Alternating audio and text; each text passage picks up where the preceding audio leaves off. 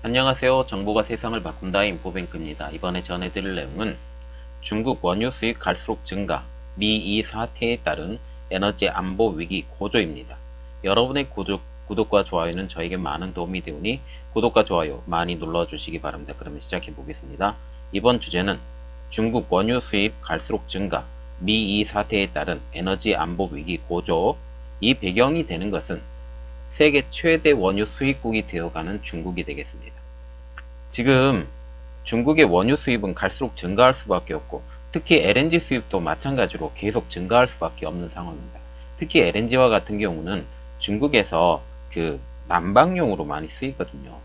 그 석탄을 그동안 썼던 것들을 LNG나 원유로 지금 계속 대체되고 가고 있는데, 이 중국이 왜 원유 수입이 많이 되고, 그 과거에는 중국이 원유 생산량이 세계 4위가 됐었거든요.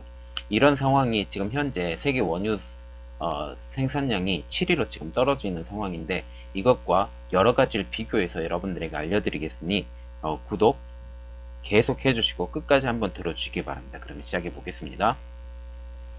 지금 이란과 미국의 관계는 첨예하게 대립되고 있다는 것은 여러분이 잘 알고 있는 사실입니다. 여기서 우리가 한 가지 알아야 되는 거, 이란은 중국에게 의존하고 있는 나라예요. 중국에서 그 이란에 석유를 사주지 않으면 많이 힘들고, 특히 중국으로서도 이란이 되게 중요한 나라인데 1대1로를 할 때 이란을 거치지 않으면 지중해상으로 빠져나갈 길이 없습니다. 왜냐하면 이란을 거치지 않고 지중해로 빠져나가려고 만약 한다면 러시아를 거쳐야 되는데, 러시아도 어떤 면으로서는 중국을 견제하기 때문에 이란과 협력을 통해서 1대1로의 완성이 된다. 내륙으로의 완성이 된다. 그렇게 보시면 됩니다. 자, 현재 이란과 미국의 관계는 첨예하게 대립되고 있으니까 이런 것들 때문에 중국은 지금 이렇지도 못하고 저러지도 못하는 이런 고립되어 있는 상태이다 보시면 됩니다. 그런데 이런 대립되고 있는 상황임에도 불구하고 중국은 2019년도 11월 이후에 하루 원유 수입량을 최대치로 지금 갱신해서 계속적으로 지속적으로 증가하고 있다라고 보시면 됩니다. 그래서 로이터 통신이 2019년도 12월 달에 발표한 것에 의하면 중국 월별 원유 수입량이 이 자료가 중국 관세청에서 온 자료입니다. 자, 2019년도 11월 달에 하루 1113만 배럴을 수입을 하게 됐습니다. 이게 2019년도 10월 달을 비교를 해보면 하루 평균 1072만 배럴 수입한 이 양보다 많이 늘었죠. 그리고 동기 대비 말하자면 2018년도 11월 달에는 하루 평균 961만 배럴밖에 수입을 하지 않았습니다. 여기서 1배럴이라는 우리 단위를 좀 알아야 되는데요. 1배럴은 158.9리터를 1배럴이라고 보시면 됩니다. 자, 그래서 비교를 해보겠습니다. 2019년도 10월 달에서 11월 달 사이에 수입량이 41만 배럴이나 늘었어요. 그리고 2018년도 11월 달과 2019년도 11월 달을 비교해 보면 152만 배럴이 증가를 한 것을 보면, 이게 월별로만 이렇게 증가를 하는 게 아니라 연도별로 보면 이게 증가폭이 가파르게 오르고 있다, 이렇게 보시면 됩니다. 만약 이런 추세로 만약 계속 지속되고 가면 중국이 2005년도에 미국이 기록했던 미국의 최고 원유 수입량 1010만 배럴을 넘을 것이라 지금 예상이 되고 있습니다. 그래서 각 월별 그 원유 수입량이에요. 월별 원유 수입량이 1010만 배럴. 그러니까 지금 현재 중국의 월별 2019년도 월별 수입량은 1010만 배럴이 안 됐죠. 안 됐는데 이게 계속 넘어설 거라 이렇게 얘기를 하고 있습니다.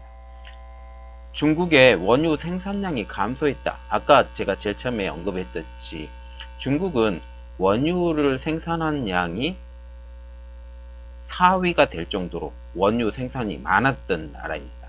그런데 왜 원유 생산량이 감소했는지 그 내용에 자세히 한번 들어가 보겠습니다. 중국은 2015년도에 얼마 되지 않았습니다. 국내 원유 생산량이 약 430만 배럴로 최고 정점을 찍은 적이 있었어요. 이게 4년 전 이야기입니다. 그런데 그때 당시에 세계 4대 원유 생산국이었죠. 이후에 국제 유가의 하락으로 수익성이 갈수록 나빠지면서 오늘날 중국은 2007년 이래 최저 생산량인 380만 배럴로 50만 배럴이 지금 떨어져 있는 상태입니다. 그래서 현재 중국은 세계 7위 생산국으로 내려가 있는 상태이죠. 자, 그 배경을 우리가 보면 유가의 하락이 있습니다. 유가의 최상승 곡선은 언제냐? 2014년도 말, 이때를 중심으로 가파르게 떨어져서 최저 가격이 25.56불. 이 배경에는 셰일가스가 있습니다. 셰일가스와 셰일 오일이 미국에서 가파르게 생산이 늘면서 오펙이 이 셰일가스를 견제하기 위해서 무리하게 가격을 내려버린 거죠. 그러나 결국 오펙도 이 미국의 셰일가스 경쟁에 한 발 물러서서 지금 타협이 어느 정도 돼서 현재 가격이 유지되고 있는 이런 상태입니다. 지금 보시면 10년간 두바이유 가격 변동표에 대해서 지금 보는데, 지금 보시면 2012년도에 최정점을 찍었어요. 125.51달러로 1배럴당 그 가격이고요. 보시면 최저 가격은 2016년도 1월달, 이때 25.56불 배럴당 이렇게 되는 겁니다. 그래서 이 가격이 125불 가까이 됐던 게 25불로 거의 5분의 1 토막이 된 거죠. 이만큼 떨어져 있기 때문에 이것에 기대고 살았던 나라들은 다 쫄딱 망했습니다. 베네수엘라, 그리고 지금 이란도 많이 힘들어지고요. 사우디아라비아도 생각보다 많이 어렵습니다. 이런 미라크, 이런 나라들이 대부분 이 어려운 상황이 가 있는 거죠. 이때 제일 좋았던 나라는 원유를 수입했던 나라, 특히 러시아는 굉장히 안 좋았고, 중국 같은 경우는 원유 가격이 계속적으로 떨어졌기 때문에 이때 가격 단가를 맞추지 못해서 원유 생산량이 갈수록 지금 줄어가고 있는 상태입니다. 그래서 현재 세계 최대 원유 수입국으로 바뀐 중국에 대해서 한번 보는데, 2017년 중국은 세계 원유 최대 수입국으로 변했어요. 그래서 2018년도 기준으로 보면 원유 70%를 수입에 의존한다 라고 공식적으로 발표가 나 있었거든요. 그래서 중국의 주요 수입 국가는 사우디아라비아, 러시아, 이란, 이라크, 앙골라. 그런데 이전에 가장 수입을 많이 했던 나라는 사우디아라비아였지만 그에 못지않게 수입을 했던 나라는 이란입니다. 그러면 현재 중국의 최대 원유 수입국은 어디냐? 사우디아라비아죠. 현재 이곳에서 거의 브렌트유 가격으로 미국 텍사스산 중진료보다 약 5% 프리미엄을 더 지불해서 산다라는 겁니다. 왜 그런 배경이 나왔냐? 중동 문제 때문이죠. 현재 미국에서는 셰일가스의 생산 증가로 WTI, 텍사스산 중진료 가격이 낮아진 반면에 중동산 원유는 미국의 이란 제재 후에 상승했기 때문입니다. 그러면 지금 현재 미국이 이란산 원유 수출을 차단한 내용은 여러분들이 아시죠? 어떻게 차단했는지 여러분들에게 알려드리겠습니다. 미국은 2018년도 11월 달에 이게 거의 2년 된 이야기죠.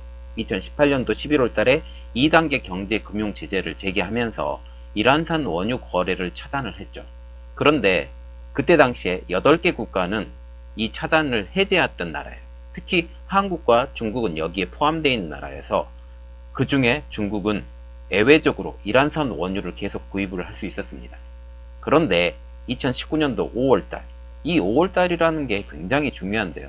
이 5월달에 어떤 일이 벌어졌냐면 미중 무역 분쟁이 강화됐던 그 시기입니다.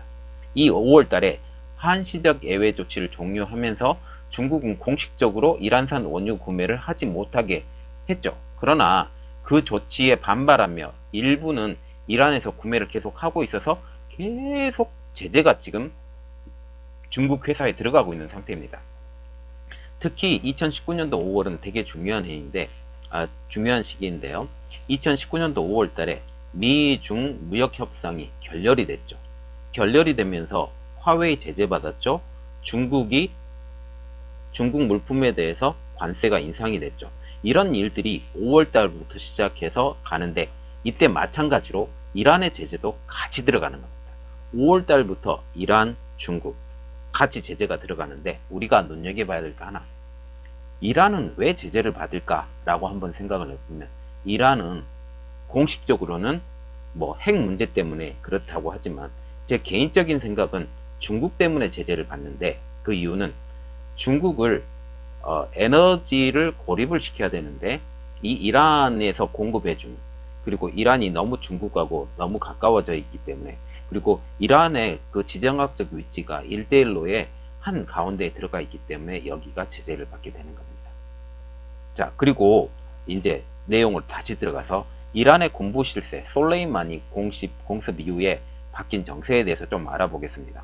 미국은 이번 달 3일이죠. 이란 군부 실세 카셈 솔레이마니를 공습 살해했고 트럼프 대통령은 이라크의 제재를 경고하고 이란은 그에 따른 미사일 발사를 통해서 중동은 지금 한층 긴장된 상황입니다. 이때 이란이 실수를 하나 했는데요. 이란이 의도치 않게 우크라이나 여객기를 미군의 공군으로 봐서 격추를 시켜버릴 거죠. 이것 때문에 이란에서 지금 4분이 지금 일어나고 있는 상태인데 이 내용은 제가 따로 만들어서 여러분들에게 알려드리겠습니다. 그래서 이로 인해서 원유 가격의 불안은 계속 이어지고 있죠. 그리고 다시 중국의 입장으로 들어가서 2017년도에 에너지 자급자족을 발표한 중국에 대해서 보는데요. 중국은 2017년도 제13차 5개년 계획에서 민간과 외국 기업에 기회를 열어준다는 목표를 가지고 석유, 가스 등 에너지 자급자족 계획을 발표를 하게 되는 겁니다. 이를 통해서 향후 5년간 말하자면 2022년까지 그동안 생산량이 적어서 잘 개발이 되지 않았던 오래된 유전 2개를 생산량 50%를 더 늘리겠다며 2019년도 3월 달에 중국 내 석유 탐사 예산 70%, 770억 달러까지 증가시키기로 결정을 하게 됐다라는 거죠. 물론 이게 예산이 확보됐고 거기에 지금 투자를 해가고 있는데 이런 말이 나오고 있습니다. 중국은 에너지 자급자족이 성공할까입니다. 만약 중국이 에너지 자급에 성공하려고 한다면 셰일 가스, 셰일 오일 그걸 탐사를 성공을 해야 돼요. 그 탐사가 성공하지 않으면 안 됩니다. 그래서 지금 셰일 가스, 스촨성에 셰일 가스가 정말 많거든요. 그리고 신장 위구르 지방에 셰일 가스가 정말 많습니다. 그런데 신장 위구르 지방은 사막 지역이기 때문에 이게 탐사는 가능하겠지만 거기서 석유를 뽑아내기가 쉽지 않습니다. 그 대표적인 이유가 사막 지역이기 때문에 물이 부족합니다. 그 안에 물과 여러 가지 액체를 섞어서 분사를 시켜서 그곳에 그곳을 깨뜨린 다음에 그걸 뽑아내는 게 셰일 가스와 셰일 오일인데 이게 안 된다라는 거죠. 그래서 중국은 지금 스촨성의 개발을 지금 진행 중이라고 하는데 그렇게 함으로써 생기는 부작용 하나 그 대표적인 게 지진이 좀 발생하기 쉽습니다. 그래서 요즘 스촨성의 지진이 왕왕 발생하는데 그게 그런 것 때문이지 않을까라고 저는 생각을 하고 있습니다. 그래서 다시 본론으로 돌아와서 중국의 에너지 자급자족은 성공하지 못할 가능성이 높다라는 게 전문가들의 예상인데요. 왕일인 중국 국가석유공사 회장님은 이렇게 말씀하시고 계시는데 중국의 원유 수입 의존도는 거의 70%. 이렇게 CNPC의 왕 회장의 발언을 보더라도 70%의 에너지 자급자족을 국내에서 한다, 중국 국내에서 한다, 이거는 누가 보더라도 거의 불가능하다는 거죠. 그리고 전문가들이 보는 중국 에너지의 중요성을 한번 보게 되면 왕일인 중국 국가석유공사 회장님은 또 이런 말씀도 하셨어요. 에너지는 경제의 생명줄이기 때문에 국가의 핵심 기업이며 국내 최대의 석유, 가스 공급업체로서 중국 국가석유공사는 건전한 자원 개발 전략으로 국가 에너지 안보를 강화해야 한다라고 말을 하고 있습니다. 그러면 국내에서는 이렇게 말을 하고 있지만 국외에서는 중국의 원유 자급자족을 어떻게 볼까라는 겁니다. 국제에너지 IEA의 중기 예측을 한번 보면 중국의 국내 원유 생산은 하향세를 유지할 것이다. 그러나 원유 수입량은 계속 상승할 것이며 이로써 2024년에는 중국의 원유 수입 의존도는 지금의 70%에서 76%로 더욱더 늘어날 것이다 라고 예측을 하고 있습니다. 그리고 11월 달에 발표된 국제에너지기구 IEA의 장기 예측을 또 보면 중국의 원유 수입 의존도가 2040년까지 82%에 이를 것이다 라는 거죠. 그리고 중국의 전문가가 지적한 에너지를 통한 경제 불안을 한번 보면 다시 왕 회장님은 이렇게 말씀하셨는데 중국 공산당 기관지 글로벌 타임즈 황구시보의 영문판과의 인터뷰에서 이렇게 말을 했는데 무엇보다 중요한 것은 정부가 석유 의존도가 그렇게 높다는 사실이 매우 위험한 불안의 원천이라는 것을 알아야 한다. 그리고 중국은 자국 내 석유 생산량이 증가할 가능성이 희박하다. 대신 중국은 전략적으로 석유 비축량을 증가시켜야 한다. 현재 중국의 석유 비축량은 40에서 51분이며 이는 중국과 미국을 비교하더라도 비축량 절반에도 못 미친다라고 지금 얘기를 하고 있습니다. 자, 이렇게 보면 우리가 생각할 때 이란을 누르는 방법은 중국 때문이에요. 중국하고 이란하고 가까워지지 않았다면 이렇게 이란을 누를 필요가 없었고 또한 또 누른 이유가 하나가 더 있는데 북한 때문입니다. 북한하고 중국이 이렇게 이란하고 너무 연결이 돼 있기 때문에 이란을 누를 수밖에 없는 상황이거든요. 아주 오랜 동안 북한하고 이란하고 중국하고 이렇게 서로 협력하는 관계고 특히 그 핵 개발은 북한 그리고 원유는 중국 이렇게 연결이 커넥션이 돼 있기 때문에 반드시 이란은 눌러야 되는 상황입니다. 그래서 이란의 역사에 대해서는 나중에 한번 올려드릴 예정인데 이것을 팔레비 왕제부터 시작을 한다면 이렇게 굉장히 친했던 나라가 팔레비 왕제가 전복이 된 상태이면서 이제 이슬람 근본주의 원리주의로 넘어가면서 이게 많이 어려워졌죠. 그러나 지금 현재 이란이 우크라이나 그 항공기를 격추하면서 다시 이 안에 밖으로 퍼져나갔던 그리고 이 어떤 한 장군의 죽음으로써 다시 하나로 뭉쳐졌던 이런 내용들이 다시 내분으로 격화되기 시작을 합니다. 이런 것들을 통해서 이란 자체도 내홍이 굉장히 심해질 거라고 생각합니다. 이 내용들이 더 나오게 되면 제가 여러분들에게 더 새로운 뉴스를 전해드리도록 하겠습니다. 이번 내용은 여기까지였고요. 저희 내용이 여러분들에게 많이 도움이 되었다면 구독과 좋아요 그리고 알림 설정까지 부탁드리겠습니다. 감사합니다.